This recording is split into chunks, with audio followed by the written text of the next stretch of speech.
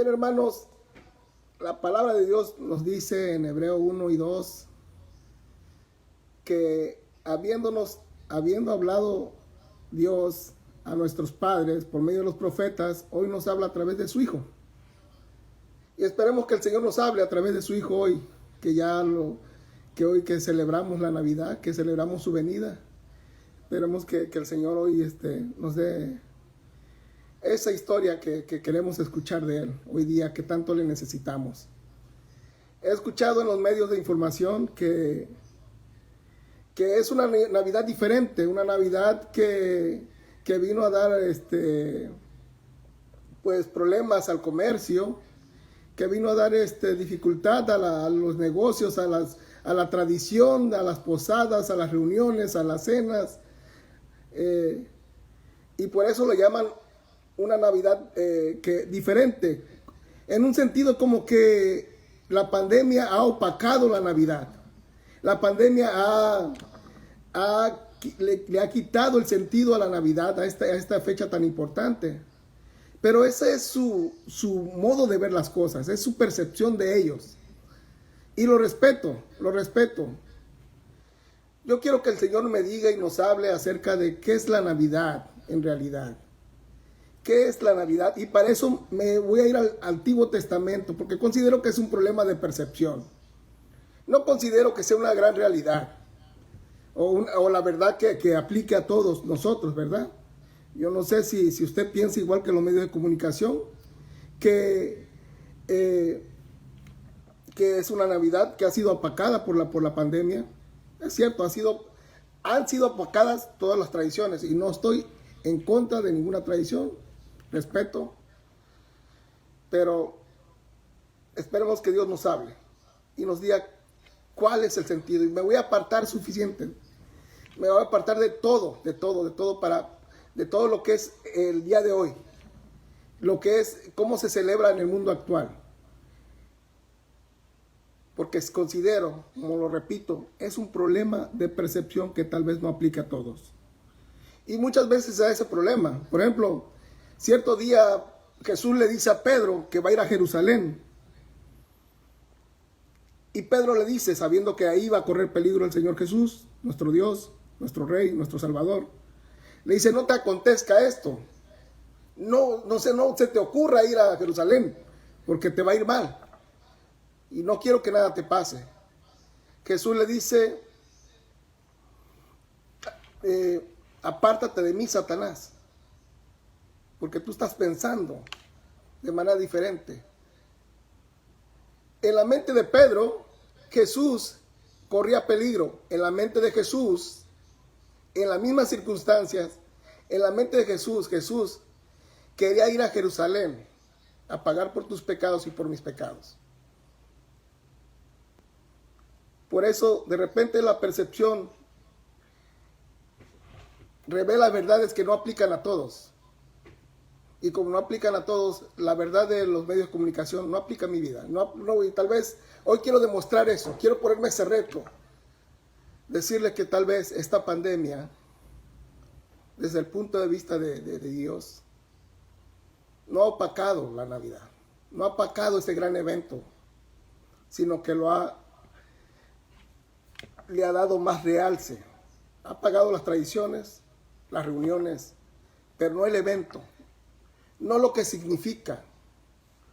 Déjeme decirle que en el Antiguo Testamento encontramos al rey David. Al rey David, que era un hombre conforme al corazón de Dios. Y él tenía un ejército de valientes soldados, que eran 400 soldados. Digo que me voy a apartar por completamente, y tal vez en algún momento de esta plática, de esta charla con ustedes, consideren de que nada tiene que ver con la Navidad, pero espero poder demostrar que sí tiene que ver.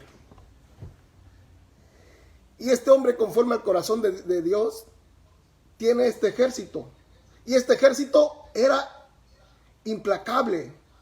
Este ejército no lo paraba nadie. Dice que, por ejemplo, José mató a 800 hombres en una ocasión.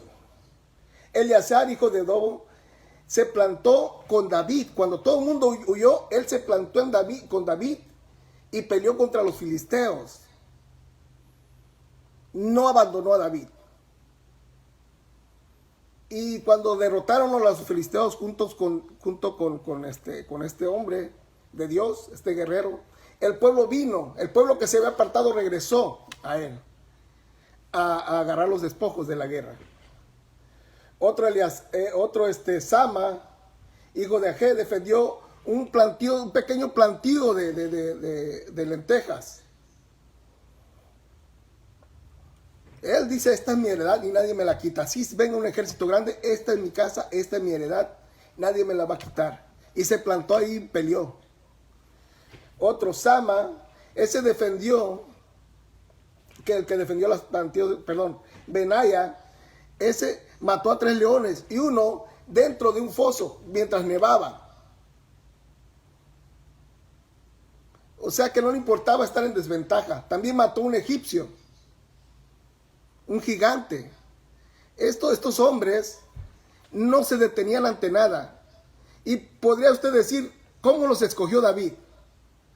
A estos hombres, reinos enteros se le rendían a sus pies. Estos hombres lograron liberar a Israel de todos sus enemigos.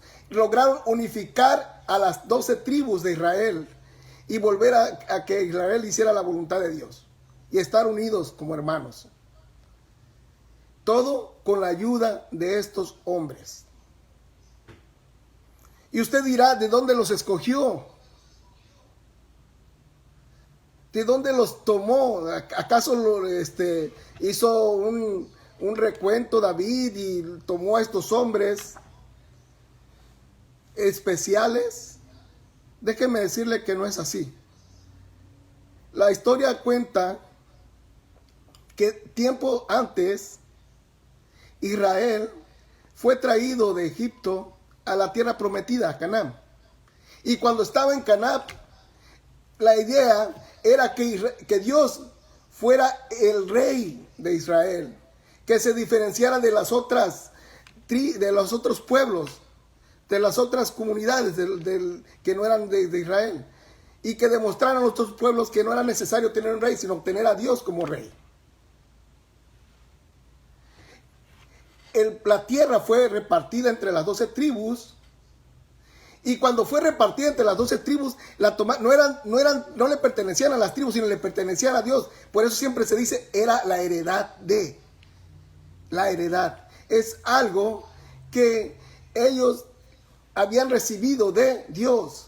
Y esa heredad, esos terrenos, esa tierra, iban a ser para bendición del pueblo en general. Para bendición de las viudas, de los huérfanos, de los extranjeros. Pero ellos, en cierto momento, cuando Samuel, el último juez de Israel, estaba viejo, estaba de edad avanzada, ellos pidieron tener un rey humano. Y exigieron a Dios, exigieron a Samuel que les pusieran un rey. Samuel unge a Saúl como rey. Pero inmediatamente, cuando el plan de Dios se ve obstaculizado por el deseo, por el corazón de los hombres, es cuando viene la falta del hombre. Saúl se pone como rey y empieza bien. Y en ese momento, el profeta y juez Samuel viene y les dice, ¿acaso yo les he fallado? ¿Acaso les he tomado algo? ¿Acaso les he faltado? Porque Dios siempre había protegido. Cuando el pueblo se iba contra y desobedecía a Dios, Dios levantaba un juez y los defendía y los restauraba. Y el último era Samuel. Dios le dice a Samuel para contentarlo, para consolarlo, no te preocupes, no te rechazan a ti, me rechazan a mí. Samuel le dice al pueblo que en ese tiempo de no lluvias iba a mandar una tormenta para recordarles lo mal que se habían portado. Y llueve con truenos y tormenta. Y el pueblo entonces se aflige, se preocupa porque con esa señal, el profeta Samuel, el juez Samuel, sacerdote Samuel, estaba dándoles a saber que se habían equivocado, que estaban pidiendo algo que no estaba conforme a Dios, que se estaban apartando de Dios. Y se afligieron y pidieron que orara por ellos para que no los perdonara, para que Dios no los castigara. Y solamente tenían que obedecer, según la respuesta de Samuel, obedecer a Dios, seguir a Dios. Y empezaron bien.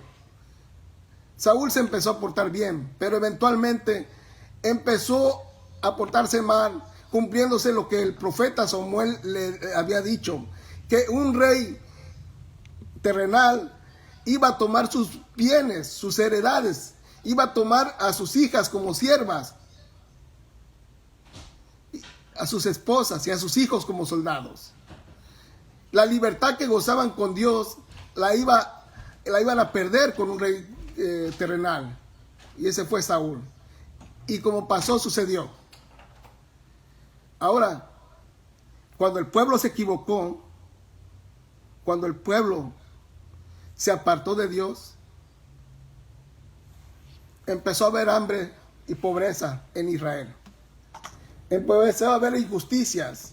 Saúl cada vez se volvía más loco, más apartado de Dios, más rebelde contra Dios. Y ya no pensaba en el pueblo, sino pensaba en sí mismo. Y de ahí viene un grupo de gente que ya no podía vivir en la ciudad, que se había quedado endeudado, que se había quedado afligido, que se había quedado amargado de espíritu, según la palabra de Dios. Y esto está en 1 Samuel 22, y lo voy a leer de esta manera. Yéndose David de allí, huyó a la cueva de Adulán. Cuando sus hermanos y toda la casa de su padre lo supieron, vinieron a él y se juntaron con él todos los afligidos y todos los que estaban endeudados y todos los que se hallaban en amargura de espíritu, y fue hecho jefe de ellos. Y tuvo consigo como 400 hombres. Bien, hermanos, estos valientes de los que les hablaba al principio fueron tomados de esa gente, de esas personas que de alguna manera habían decidido apartarse de Dios. Y ahora estaban en una situación difícil. Ahora estaban en una situación en la cual necesitaban de alguien. Estaban afligidos. ¿Afligidos por qué? Porque seguramente se acordaban de la decisión que habían tomado en el pasado de apartarse de Dios, de no buscar de Dios. Y esos remordimientos hacían que no tuviera paz en su alma, que no tuvieran calma en su alma. Estaban endeudados. La heredad que se las habían dado, se las habían recogido por la guerra o el mismo rey Saúl. Estaban endeudados. Y saben que cuando alguien se endeudaba de tal manera que no tenía heredad, no tenía para sembrar, no tenía para comer, pedía prestado. Y cuando no tenía para pagar, era tomado como esclavo. Él y toda su familia. Hasta ser redimidos, hasta pagar la deuda, o hasta que se cumpliera el tiempo que Dios les daba la libertad. Pero también estaban amargados de espíritu. Quiere decir que estaban amargados por algo que les habían hecho. ¿Cuántas veces nosotros no estamos en esa condición? Afligidos por lo que hemos hecho mal, por lo que hemos actuado mal.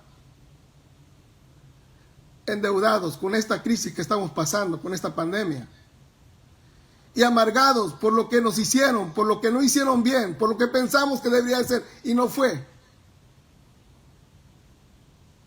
y nos amargamos contra otras personas. Recuerdo muy bien que una persona vino y presumió delante de alguien que estaba sufriendo, presumió lo bien que estaba su familia, y no era nada malo, pero eso ofendió a esta persona y lo hizo reaccionar de manera inapropiada. Y eso es amargura de espíritu. Cuando alguien, es como no cuentes dinero delante de los pobres. Es lo mismo, ¿verdad? Yo le digo a los matrimonios, quieren sentir amargura de espíritu, vayan y vean un matrimonio recién casado. Cómo se quieren, cómo se aman. Hay amargura de espíritu, hay remordimiento, hay resentimientos, hay apagado en nuestros corazones.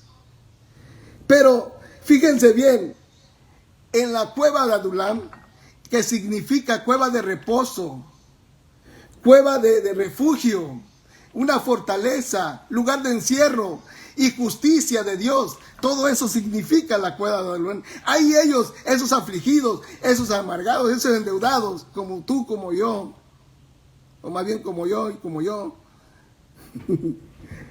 Ellos tenían una cita con alguien importante, con un hombre de Dios, que estaba en igualdad de condiciones. Este es David, había peleado junto al rey Saúl. Era parte de la familia de Saúl porque le habían dado a su esposa, a una hija. Pero sin embargo, no cabían los planes de Saúl.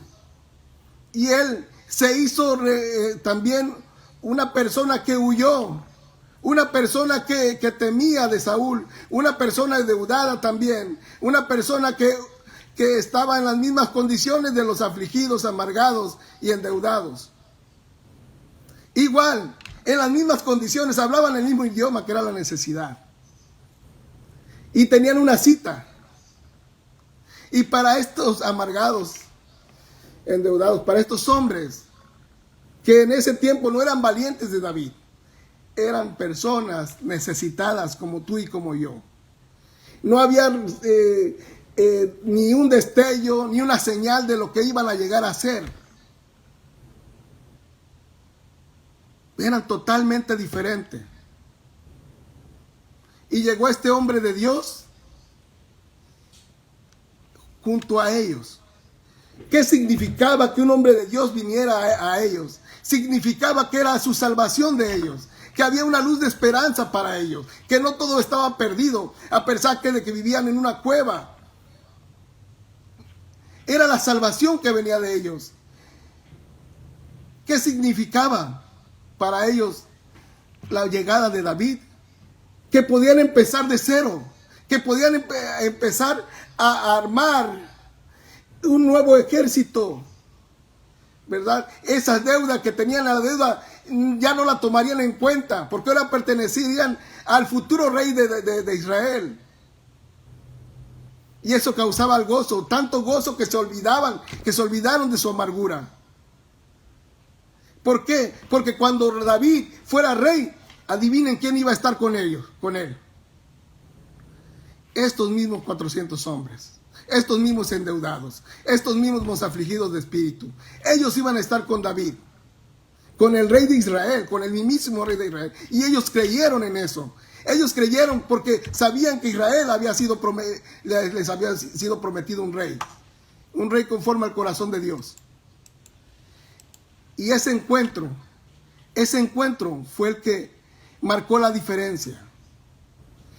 Por eso, cuando antes había tristeza, había dolor, había llanto, ese encuentro con Dios, ese encuentro con un hombre de Dios,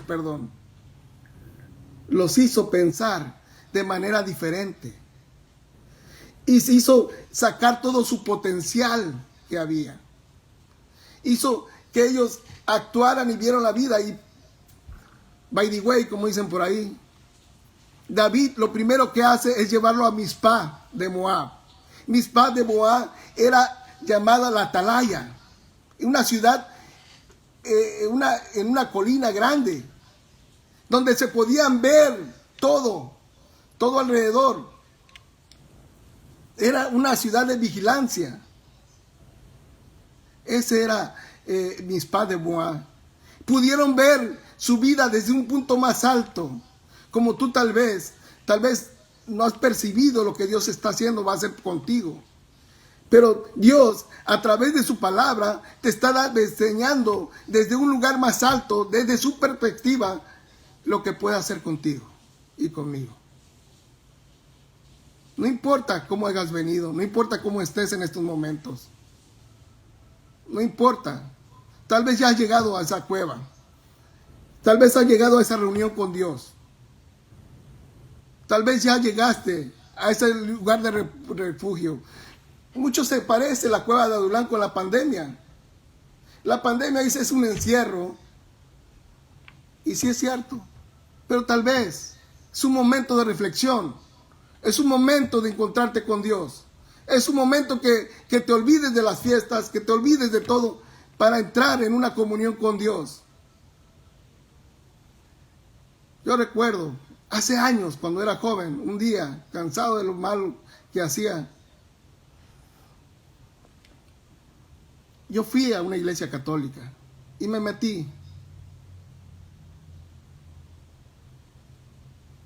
Y ahí le pedí a Dios que me ayudara a cambiar, que me ayudara a ser mejor. Pero Dios me decía que todavía no era tiempo. Todavía no estaba tan afligido ni tan amargado de espíritu. Todavía no era tiempo.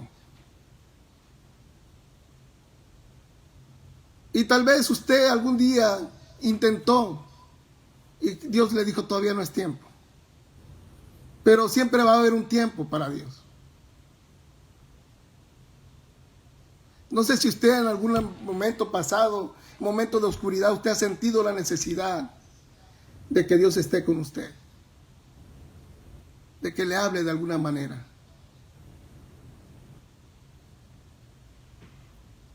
Pues bien, para estos, para ellos, para usted, para mí, siempre va a haber un tiempo. Y tal vez esta pandemia apagó todas las fiestas, apagó reuniones, apagó comidas majestuosas, ostentosas, para enfocarnos en lo que verdaderamente importa, que es esa reunión con Dios, que nos va a llevar como a estos que habían fallado delante de Dios, que se habían equivocado como usted y como yo, a ser valientes, a ser decididos, a ser atrabancados, a hacer que todo mundo, todo enemigo, toda batalla se rindiera ante ellos. Este es el momento. La pandemia es la cueva de Adulán. Tal vez usted ya pasó por ese encuentro con Dios. Tal vez ya pasó por esa cueva. Recuerdo que años más tarde, muchos años más tarde, en una Navidad precisamente, fui invitado a una iglesia. Y cuando llegué, después de renegar y de no querer ir, fui y vi a mi hermano cambiado, con una corbata, tocando la guitarra y alabando al Señor. Y agradecí al Señor por haber hecho un cambio en mi hermano. Y yo pensé que era el que lo necesitaba, era él, y no yo. Pero esa es la manera como Dios llegó a mí, a través de mi hermano. Me sentí muy agradecido con Dios, sin saber que en un futuro yo también lo iba a necesitar, y grandemente. Esa fue mi cueva de Adulán. Esa fue mi cueva de Adulán. Mi cueva de reposo, de refugio y de justicia de Dios. Que no es como todos imaginan, el castigo. Dios no quiere castigar a nadie. Dice que en esto se muestra el amor, que Él nos amó a nosotros primero antes que nosotros a Él. Así que hermanos, esa fue la cueva de Adulán, ese encuentro con Dios. Bien, la Navidad es el nacimiento de Dios, es la venida de Dios a este mundo. Eso es lo que se celebra, ese encuentro de una Navidad, de una humanidad con Dios, de una humanidad que se le había fallado, que se le había dicho, solamente no comas de ese árbol. Era un pacto de obediencia. Y el hombre falla, se equivoca y come del árbol. Pero la palabra de Dios nos dice que había un pacto anterior a ese pacto de obediencia, que era el pacto de redención entre Dios y su Hijo. Y dice la palabra de Dios que desde antes de la creación, de la fundación del mundo, estaba ese pacto. Dios sabía que usted y yo íbamos a fallar, que Adán iba a fallar, que se iba a equivocar. Por eso había hecho ese pacto, desde antes. Ese es el pacto de la redención, que nada tiene que ver con nosotros, aunque mucho tiene que ver, sino que es un pacto entre Dios Padre y Dios Hijo. Y dice que la palabra de Dios, que se nos fue anunciando ese pacto. Por eso la palabra de Dios nos dice que nos hablaba a través de los profetas. Tengo otro versículo que es Lucas 24:44, el cual nos dice que estando aún nosotros, era necesario que se cumpliese lo que estaba escrito en la ley, en los profetas y en los salmos. Dios nos había hablado y nos ha hablado de muchas maneras y de muchas formas y muchas veces en los profetas, en los salmos, en la ley, que son los primeros 5 libros de la Biblia.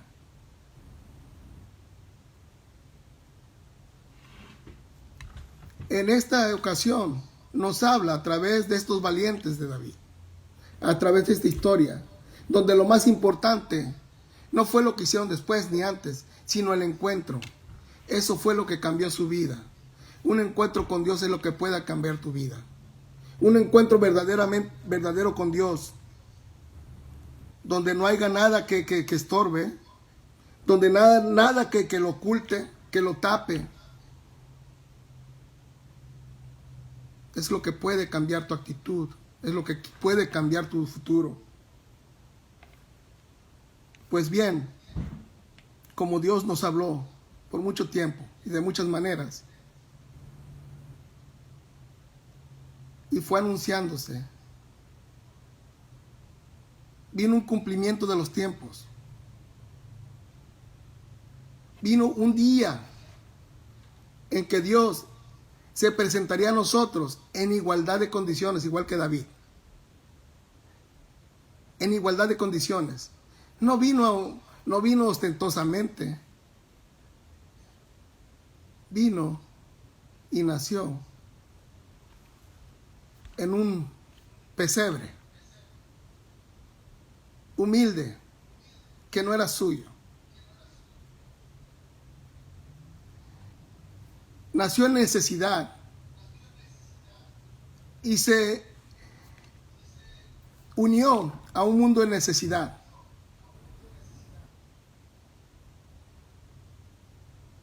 Y cuando esto pasó,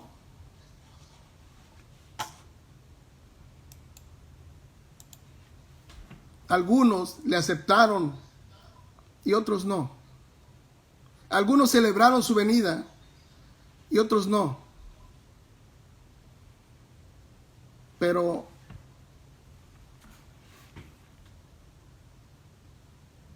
Él sigue manifestándose. Él sigue buscando lugares. Él sigue buscando maneras de presentarse. Y sabe que la necesidad, aunque no es el mejor, no es lo mejor para nadie, se presenta a ti para cambiar tu futuro, impactar tu presente y perdonar tu pasado.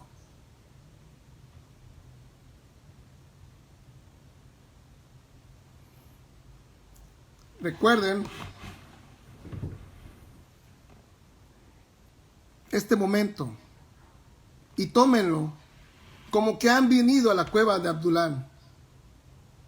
Como que esta es la cueva de Adulán, la cueva de reposo, la cueva de la justicia de Dios, la cueva donde tienen protección, pero la cueva donde han de encontrar han de encontrarse con Dios. Han de encontrarse con Dios, que es lo más importante. Es lo mejor que les puede pasar. Tal vez usted ya le pasó, ya se encontró con Dios. Y a partir de ese momento empezó a mirar hacia atrás, que iba en picada y ahora está en su vida. Tal vez usted esta Navidad, este año, sea su cueva, sea su adulam. Y a partir de este año, cuando usted pensó, todo va mal, todo está mal, sea su mejor año.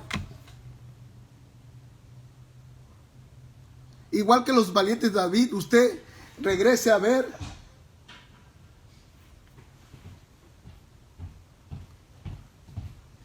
y se dé cuenta que lo más importante fue ese encuentro con Dios.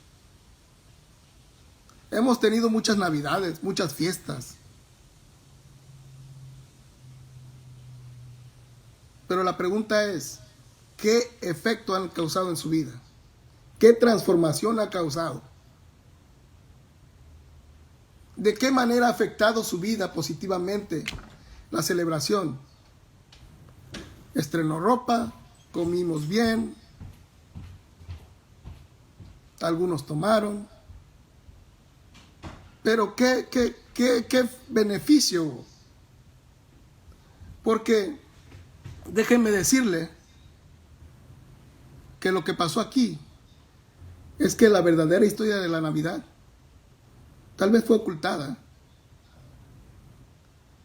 Y como dicen los medios, esta es una Navidad diferente. Pero diferente no quiere decir mala.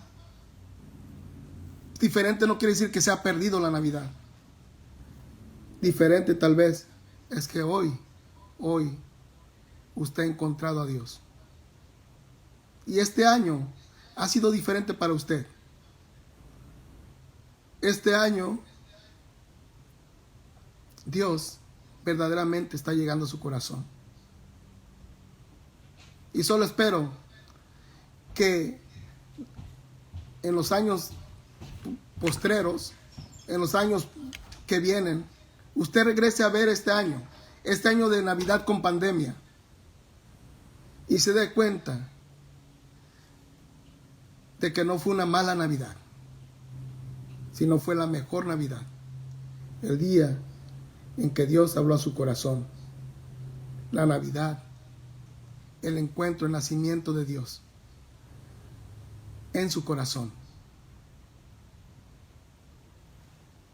Recuerdo que mi madre me decía que cuando llegó de la sierra de Guerrero a Acapulco la pasaron muy mal. Hubo mucha necesidad, hubo mucha hambre. Una hermanita de nosotros falleció en necesidad.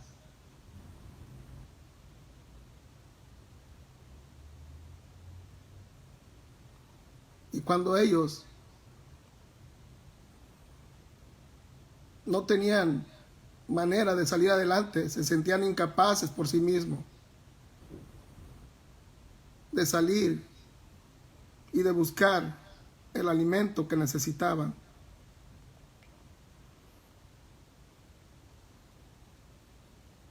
Vino una persona y llevó a mi padre a buscar trabajo y le consiguió trabajo. Mi padre no sabía buscar trabajo, venía de la sierra, era un campesino. Tuvo ese encuentro con esa persona que cambió su vida. Tal vez mi padre ya tenía amargura por la pérdida, pero ese encuentro le cambió la vida. Le dio esperanza, le dio futuro. Hubo una señora que le abrió las puertas del hogar a mi madre y le dio trabajo. Ese encuentro fue definitivo para ella. Todavía ella lo recuerda con cariño. A esa persona que le tendió la mano. Ese encuentro es lo más importante. ¿Por qué Dios se tarda tanto a veces en llegar a nuestra vida?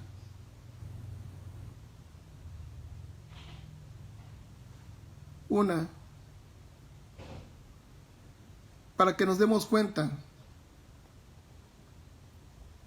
de que las equivocaciones son malas y tienen consecuencias. Otra, de que muchas veces estamos en situaciones en que nosotros somos incapaces de ayudarnos a nosotros mismos, por lo que necesitamos de Dios. Y Dios no se quedó de brazos cruzados. Y dice su palabra que cuando vino la plenitud del tiempo, Él envió a su Hijo para darnos salvación y vida en abundancia. Ese encuentro con Dios cambió la vida de estos hombres. Espero que en esta pandemia, este encuentro con Dios transforme su vida y no vea desde una perspectiva que no aplica a su vida, sino vea desde la perspectiva de Dios que seguramente sí va a aplicar a su vida. Hermanos, el encuentro con Dios es lo más importante.